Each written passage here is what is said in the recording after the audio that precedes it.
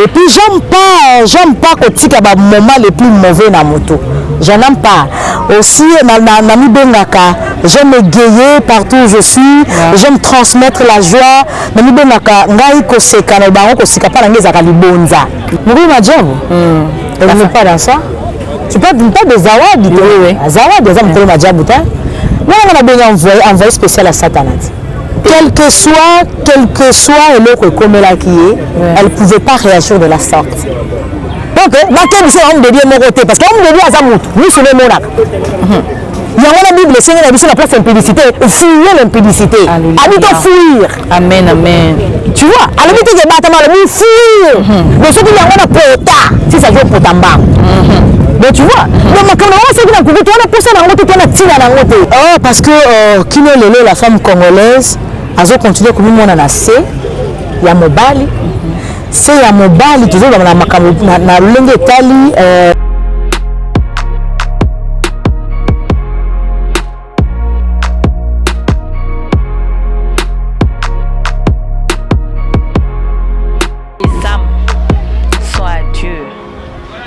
Arrêtez-nous avec.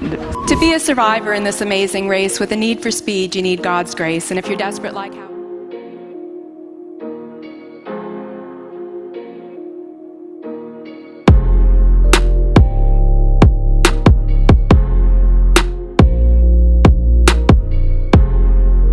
Mbot Nabiso Balandi à Diencho TV1, chaîne Nabiso numéro 1 à ma chaîne YouTube. Merci beaucoup na Kolonzambe pour notre don de la vue à PCBiso. Merci beaucoup na papa Dani Bolikia. Merci beaucoup na maman. Maman de maman, elle c'est notre maman. Maman Nana Bolikia. Merci à celui qu'on appelle le patron du cœur, Christian Zola. Merci beaucoup au président Chic Moukadi. Merci beaucoup à l'équipe technique qui m'accompagne. Je vois derrière la caméra Béni. Chers abonnés, chers internautes, nous vous disons merci. Notre devoir, c'est de vous servir. Merci de nous faire confiance. Merci aussi pour ceux qui vont s'ajouter, qui vont s'abonner massivement sur notre chaîne. Aujourd'hui, c'est une émission très surprise. Nous avons une invitée de marque. On a bawaka mutamotuya na plateau na biso. Ce na pesibinongo siko ogwe aussi là Melanda. Je n'aurai pas cette possibilité par rapport à sa grandeur de la présenter. Je veux vous faire cette surprise. Bonjour maman. Bonjour ma chérie. Waouh. J'aurais pas cette possibilité de la présenter par rapport à sa grandeur. Zambati Shumra n'est pas Yesu. Franchement, comment tu vas la chérie? Dieu fait grâce au la santé. Ça va. Ah, chers abonnés, comme je l'ai dit, elle aura elle-même cette opportunité ou cette amabilité de se présenter. Je suis Virginie Mireille Mboudi, fille de mon père et de ma mère, sœur de ses frères et sœurs, maman de ses fils et filles, tantine de ses nièces et tontons, comédienne, chanteuse, animatrice culturelle, présentatrice des émissions, réalisatrice des formations. Quoi d'autre? Comprenez mon émotion, hein? Je parle petit français des petites françaises de France, comme le fait notre présentatrice du jour. Voilà. Merci beaucoup et c'est Ngoma Casimère. Oh, c'était waouh, en tout cas comme bagage, comme titre académique, comme titre de personnalité, ça me va droit au cœur. Quelqu'un m'a dit que l'artiste Batang a raté beaucoup présentation. En tout cas, merci beaucoup. L'artiste Batang a raté, c'est-à-dire quoi? Quelqu'un a dit les femmes. Non, il n'y a pas que de beauté dans notre milieu, madame. Il n'y a pas que de beauté. J'avais dit aussi, hein, faire ce travail que nous faisions là. C'est quoi Zobo Sangote? Exactement. Nous sommes au salon, Zobo Sangote. Et puis, c'est le maître inspirateur qui nous inspire depuis là-haut. Je vois, il y a Zoba, Nzamba qui inspire. Et puis, en plus, tout ça, dans salon, on cinéma, tout ça, la côte, tout ça, la côte. Tout ça, sur base de l'improvisation. Ouais. Lorsque tu es vide dans la tête là, tu ne sauras pas le faire. Il faut avoir quelque chose pour que ça aille bien. Tu vois, zoba na musala wa kotande, ayande. Mais on a pas zoba té. Tu as quand même battu mayele. Tu as battu mayele kaka et aussi là ben intellectuel et belé. Ben intellectuel et belé. Parce que la musala kokoma ko présenter. Faut amaïl. Merci beaucoup na ba abonné na biso lelo to ko simba au moins 3 séquences avec cette grande dame. Séquence elle bossait dans sa vie. Deuxième séquence c'est aux la professionnelle et troisième aux la sur la femme parce que aujourd'hui c'est le 30 mars que nous presque 2 jours pour te clôturer mois de la femme, la mois dédié à la femme sur 12 mois. Et là moi on déjà dédié à la femme, elle va aussi dire quelques mots par rapport à ça. Mère, Lelo, on a parmi ma référence, il y a ma femme dans le monde du cinéma. Gloire à Dieu. Et sur ma cas, il y a Koyamba Open à plateau Nabiso encore. Merci. Mère, quelles sont les motivations et mes maillots dans le cinéma? Les motivations, je venais de le dire avec l'émission que Naocho Salana Viviane. Motivation, c'est poussé par l'esprit qui n'a pas de c'est le Saint-Esprit qui m'a poussé et parce que n'a pensé jamais que la cinéaste, n'a pensé jamais que la comédienne, n'a pensé jamais que une actrice de cinéma. Donc, n'a kilbita PG. Na kilibité le gars nzambe moko mutakilba afeza ki kilibité ngai asimbinga mwana bukana ezate atele misinga abande kenanga kino lelo place nazalia. OK, au kilbeta. C'est fort comme expression mais dans ko kilbité na yo quels sont les moments les plus forts il y a cinéma na yo? Le moment le plus fort dans vos débuts, hein? Le moment le plus fort, c'est lorsque pour la première fois, dans l'équipe de la télévision, j'arrive à la maison, je trouve une ambiance totale comme tu n'as pas idée.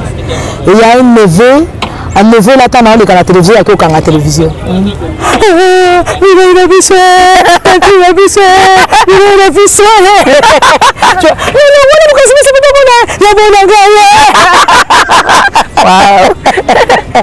Tu vois, c'était plus fort que moi aussi, me voir faisant ce travail-là. Je me suis dit, waouh, c'est moi là. C'est moi là. Ah bon, voyons voir ce que ça va donner. Tu vois, c'était si fort. Et aussi, lorsque pour la première fois, il y a eu des élections en République démocratique du Congo. Élection proprement dite. Il a fait président Mobutu, il a candidat à Yomoko. Il a candidat Belé. Lorsqu'il y a eu des élections, j'étais parmi les sélectionnants pour la sensibilisation de la population. Parce que il y a eu un référendum, il faudrait expliquer à la population qu'est-ce que c'est le référendum. Il faudrait leur demander d'aller aux élections. Donc j'étais parmi les sélectionnés pour la Msalawana. Et j'ai dit honneur Yamounene pour Nangai. Et aussi, l'équipe de la télévision, on te découvre pour la première fois par tes frères et sœurs, ou Yamikolo, pour comment on sait le métier, ravi. Il y a comme on a eu bongo, et puis on va me raboyer, la tinte de chauffeur en andaku, na jeep, qui est le Zulanga Mireya. Mon fait frère, Monseigneur Tidika, appelé Maraboboto, a tinte de chauffeur en jeep, et Zulanga Nandaku, na Kekuna Nandaku, na commune à Salongo.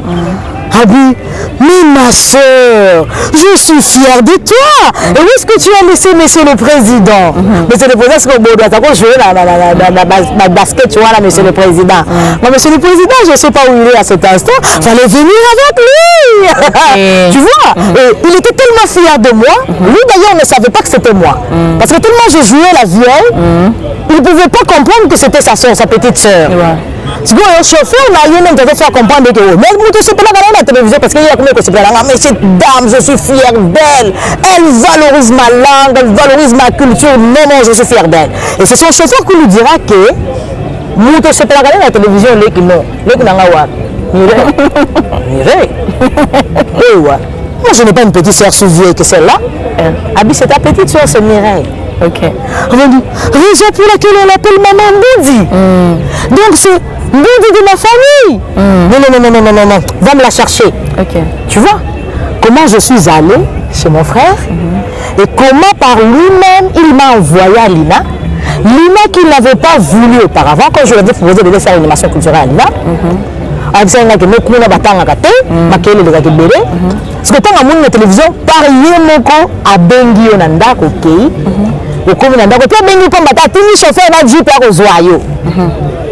Tu vois que c'est le moment le plus fort, quoi.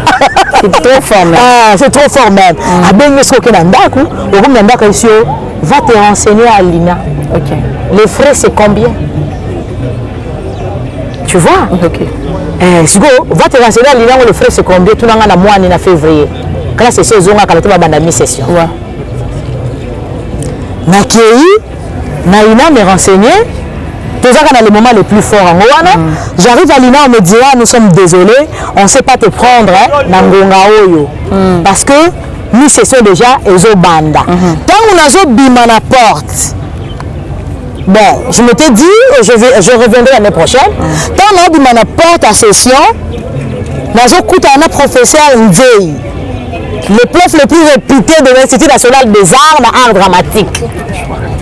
Ndjei Agangi. Mais j'aime cette femme. C'est la femme de la télévision des élections. Ah non, aux élections. Je vais à la section, Abi, qu'est-ce qu'il y a? Abi, mais c'est Maman Boudi. Abi, madame, revenez s'il vous plaît, revenez. Vous avez les frais? Là, oui, je les ai. Donnez. Vous êtes inscrit. Ok. Waouh. Tu vois? C'est vraiment le plus fort. Et ça, tellement donné que mon attend à Ok. Ok. Ok. Ils ont belé mais quel est aussi le moment le plus mauvais de votre parcours? Le moment le plus mauvais, le plus mauvais, parce que le plus mauvais chez moi n'existe pas. Ah, ok. Je me dis à chaque fois que biloko modèle wana ezokomelanga biloko mabe ezokomelanga na bengango eza école. Ya. Nazo apprendre pour que na sauter malamu na kende liboso. Parce que ce qui m'a apprendre était na ko sauter te na ko kende pe liboso te. Soki nzamba lekisinga na moto te na kozala bien formé te, na kozala bien aiguisé te. Il faudrait que même kana moto wana, tant na kana moto wana, na ozo forma kitoko, na koma kitoko, na mata kitoko, pe musana continue sango kitoko. OK. Et puis j'aime pas kotika ba moment les plus mauvais na moto. Je n'aime pas. Aussi na mi bengaka, j'aime égayer partout où je suis, j'aime transmettre la joie. Na mi bengaka ngai ko seka na bango ko sika pa ngeza ka libonza. Ya.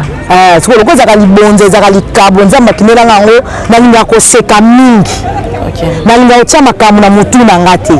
Surtout les plus mauvais okomisa wana. J'aime faire passer, jeter et repartir sur de nouvelles bases d'Aptamboli Nzela la Leki. Comme c'est. Parce que quand on va BP Awa, ça nous tue à petit feu.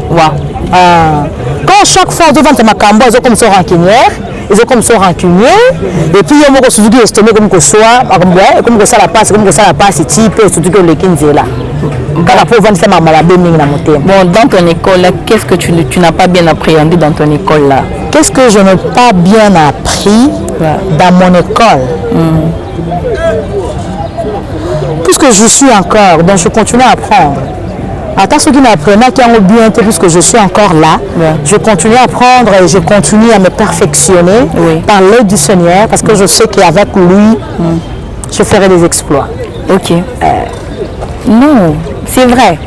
Mais je crois que cette question n'a pas de réponse. Mais c'est vrai qu'on a un mauvais souvenir. Nous avons une école, donc il y a un mauvais souvenir et serviront comme une école. Voilà. Parce qu'on a une école, et nous, en fait, c'est vrai qu'on veut qu'il y ait un ça, mais ça n'a moi bien été. C'est quoi?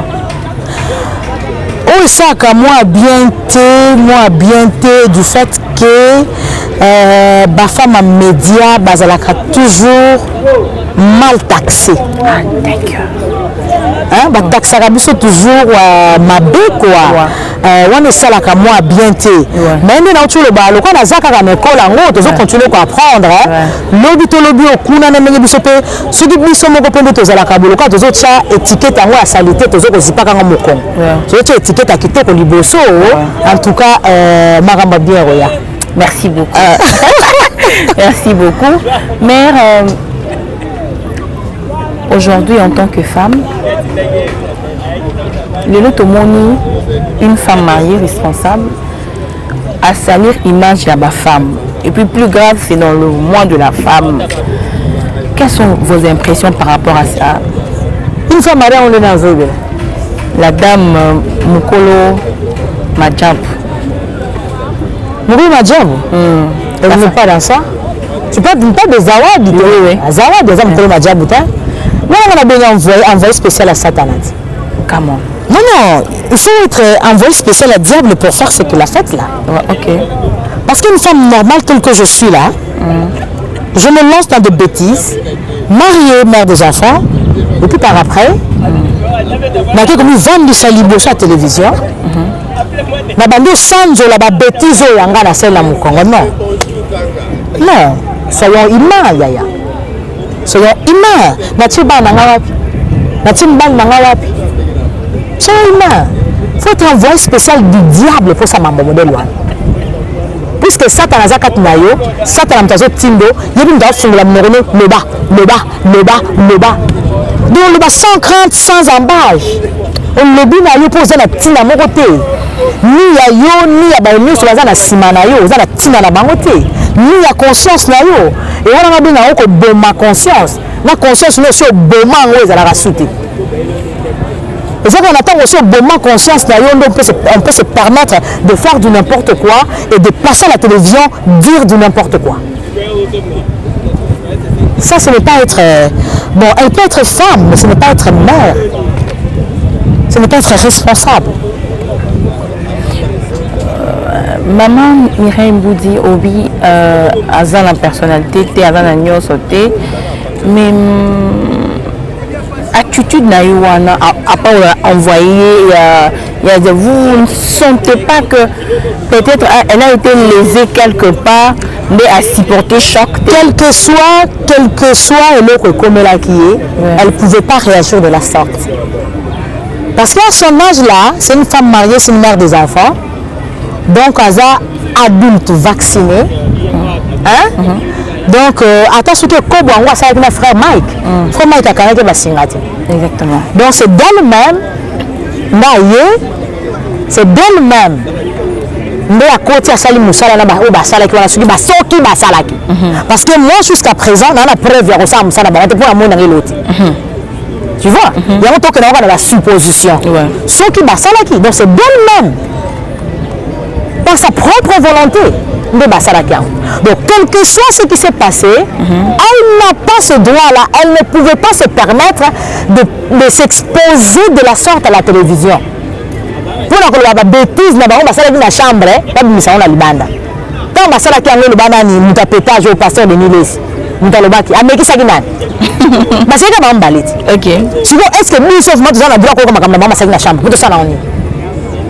Peut-être qu'on a dit que dans la chambre, on a dit la conscience na papa Mike si vous avez été au salaire yango basadi basilisi ya biso nini poto kota na kata makambo wana ya biso pe mezani ya biso zanini vraiment ya biso zanini en fait ya biso beto so solo ezaki boye to saki boye to zo saki boye to tutaki boye to memaki boye ya biso ni ya biso eza que il faut faire attention attention moko eza wana te homme de Dieu a salé le côté soki homme de Dieu a tcho luto yo boya ko zona makasité tu vois ndemo ba tchako mato na nzira soki luto na tcho luto soko boya zona makasité to koma kana suku parce que makolo moko tie inde ko tla suku soko tchaki likolo moko liboso te moko la ndina simate ba ma ko tla suku te yo moko oza pe mineur te ba pese pe bombo zo bombo le ko tla mutuka makelo na suku ti. Elle avait aimé. C'est parce qu'il avait aimé, il avait apprécié. Et tout ça. Tu vois? Donc, dans quel c'est homme de Dieu mon côté? Parce que homme de Dieu a Zamout. Nous, c'est le monarque.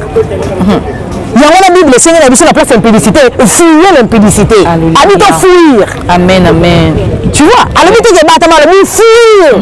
Mais ce qu'il y a un pota, si ça joue pour tamba. Mais tu vois, donc quand on sait que tu as poussé dans l'autre, tu as tiré dans l'autre. Il faut garder un peu la yéna bango. Tu comprends? Tu as tiré dans l'autre. Maman, à lobby en tant que femme, a besoin de tirer dans l'autre, j'ai envoyé spécial à Satana. En tout cas, merci beaucoup, mère, pour mon aïe, na likamboyo. Au moins, nous comprenons beaucoup de choses. Mère, toujours qu'il y a un petit feu, il y a que chiter l'émission d'Abisso.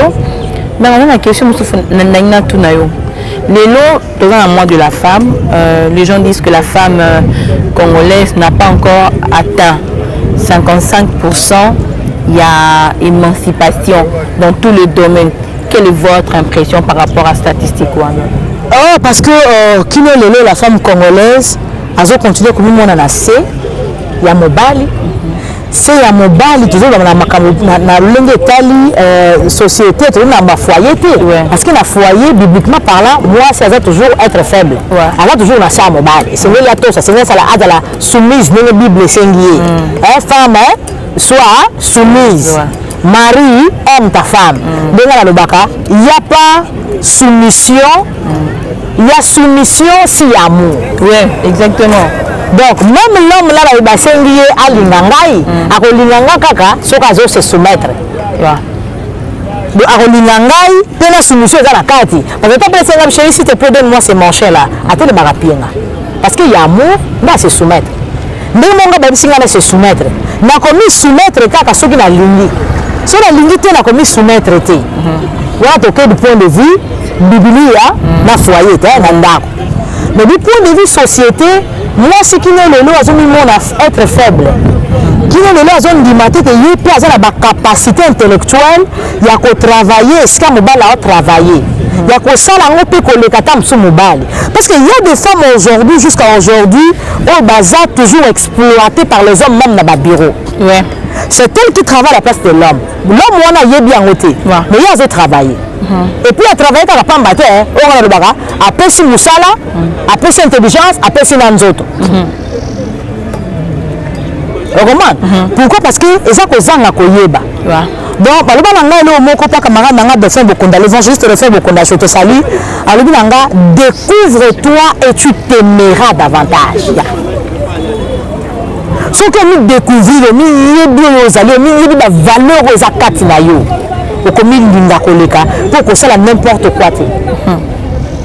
Aussi la kaka makambo eza digne na valeur yo mi pesi. Nous sommes là bif. Pas ça. Donc il y a des choses où nous allons banaliser. Et des choses aussi je ne vais pas rentrer dans ça. Parce que si je rentre dans ça, je me diminue. Tu vois, donc il faut que tu me ça. Moi, excellence, excellence, mais ça bien. Donc, je dirais que jusqu'à présent, la femme congolaise n'a mis découvrir, n'a mis yébité. Nous avons découvrir, nous avons yéba. Donc, ça, n'importe quoi, tu as mata, tu as travaillé, tu as la même pied d'égalité que Mobile. Merci beaucoup, mère. Même pied d'égalité que Mobile. Mais qu'est-ce qui fait que cette femme congolaise-là a fait que Mataté? Est-ce que ça manque de communication par rapport à secteur ou découvert toi ça en tant que... Il faudrait vraiment communiquer sur ça, beaucoup, à leur bout. Et quel moyen moi ils ont belé à communiquer. Quel utiliser média kaka bon on communiquer comme kaka média. Il faudrait qu'il y ait beaucoup de sensibilisation, sensibiliser l'homme sur tout la femme sur tout le plan. Il faudrait vraiment sensibiliser et sensibiliser. Et aussi sensibiliser, communiquer, on a la communication et aussi moi si naïe mon comme moi si. Tout le yaya. Tout le monde a conscience yaya. Si vous voulez ça la qui continue aux alabongo. Ezali nous sommes dans notre culture. Bah une seule coutume que le sibiso bongoté. ba use coutume ya biso ekolisi biso ke mwasi atikalaka na ndako akendela bana alamba mwasi ye nde responsable ya liboso ya bana éducation ya bana esimbami na ye siko so tokomi otika mwasi akendaka bureau mwana na ndako akobeba omoni nde tokoleli yango wana sikoyo moba oyo bazoya mikolo malgré baokende ate asali diplôme ya licence asali maîtrise akomi doctorat asali boye abimi maître en ça docteur en ça baza nanu minime nanu bakomi ebele te tu vois baza nanu mokie malgré cela to na mitu na biso ezaka na la femme cuisine la femme maternité la femme la maison tu vois donc elongwaka du côté fait petit à petit na plus exemple loke na village na ngatu kuna na mayombe kuna kuna kinkumadi so na mabinga okone koyebisa mwasi keno yo pe fuba lobimo okendaka kosala mosala na bureau bozongaka bokontrolera yo tie ndambo mobali atie ndambo mobali mpe soki alobi botelemeli ya bana ndeni oyo mobali akokobeta te soki abeti okokofunde na leta omoni kamoyo yango akaba tie nefundila fundi bana lève-toi quand le problème. Ok. Tu vois, et si maté. Donc nous qu'on a nyonso et quoi yaka petit à petit au fur et à mesure de la génération on a tout le temps on quoi ya. Bon bazo ya sika, bon ya avant ya sika et ça là que marambo changer. Mère, aujourd'hui dans l'année préélectorale l'année prochaine nous avons l'année électorale. Est-ce que vous donnez aussi combien de pourcents à la femme d'être à la tête de la République? Combien de pourcents? Et si la campagne est combien? Combien? On appelle ça combien de pourcents? 30? 30%. On appelle ça combien? 30? 30. Et quand il y a un pourcentage, on appelle ça monsieur. Tout ça, c'est qu'il faut tout taper. Est-ce que vous pensez que la femme peut être en 2023 à la tête de la présidence? Pourquoi pas? Nous avons des femmes capables. Des femmes dotées de l'intelligence. Beaucoup d'intelligence. Vous pouvez citer même une? Une référence de femme, parce que dans chaque chose, il y a une référence de femme. Quand moi, je suis de maman Eve Bazaïba. C'est une tête, hein? Ouais. Ça, c'est une tête. C'est une tête. Et puis, attends, la mort, on a soudoua. Je me suis fait attraper par moi-même. Il fallait que je dise même toi. Ok, merci beaucoup, maman Myriam. Mireille.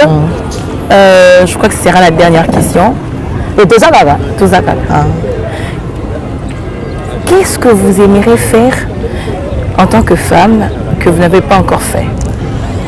Qu'est-ce que j'aimerais faire en tant que femme que je n'ai pas encore fait? Nous tournons au kilo, hein?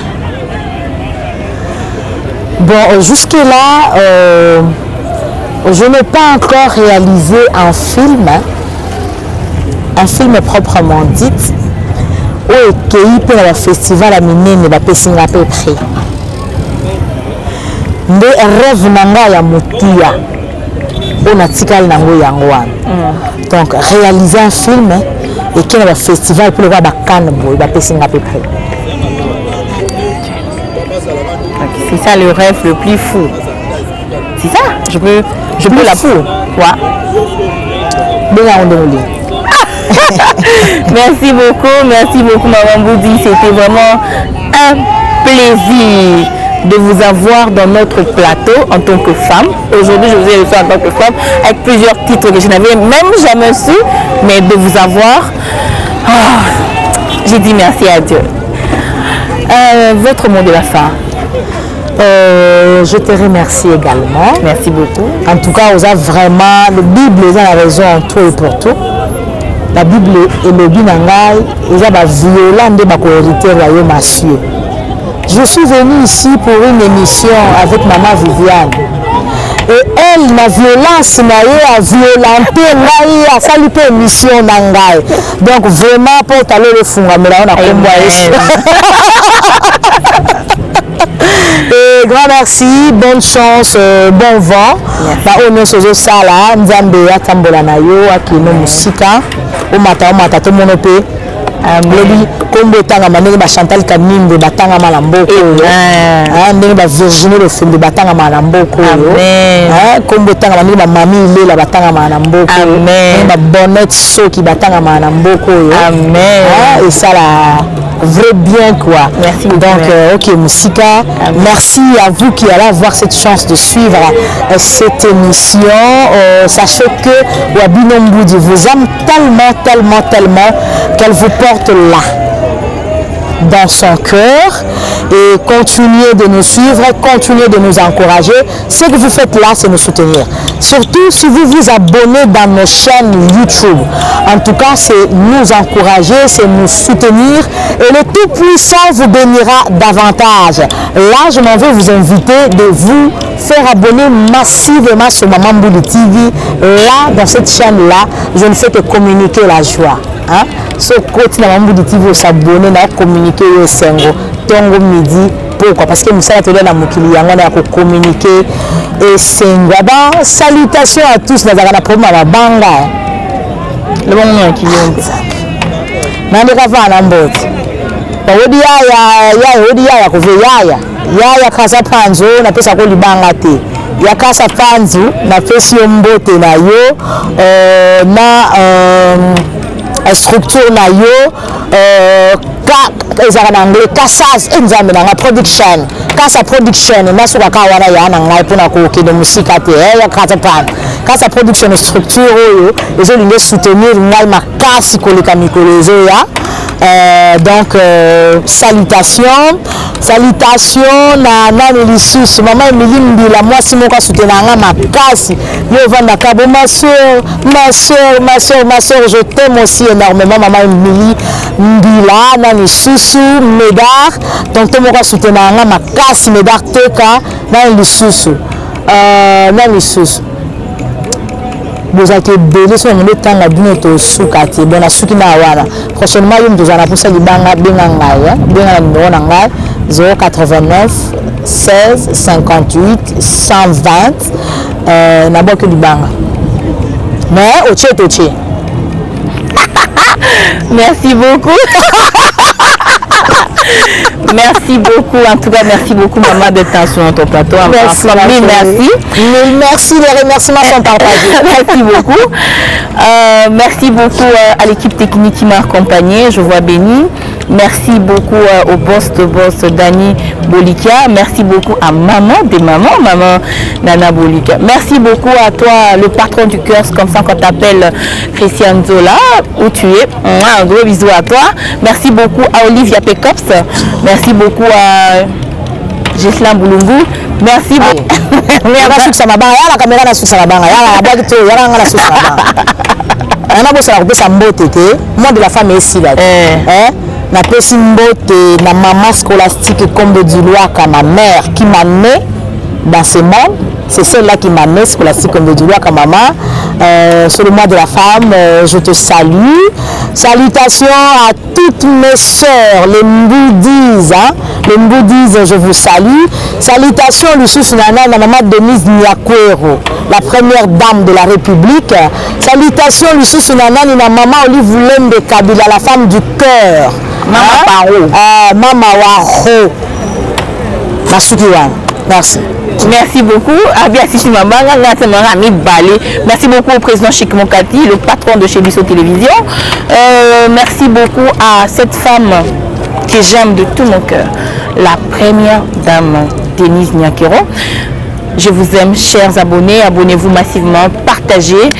Pour nous, c'est un devoir. Pour vous, c'est l'amour. Merci. Je vous aime.